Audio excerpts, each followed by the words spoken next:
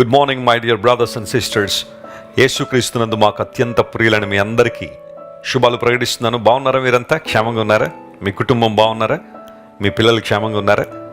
ప్రతిరోజు మీ ఇంట్లో కుటుంబ ప్రార్థన జరుగుతుందా?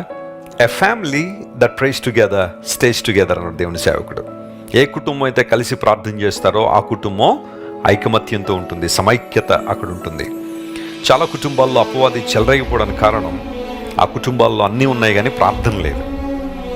భార్యాభర్తలు పిల్లలు కలిసి భోజనం చేస్తారు, కలిసి ప్రయాణాలు చేస్తారు, కలిసి అటు ఇటు తిరుగుతారు, కలిసి మాట్లాడుకుంటారు, అన్నీ కలిసి చేస్తారు కానీ ప్రార్థన మాత్రం కలిసి చేయరు.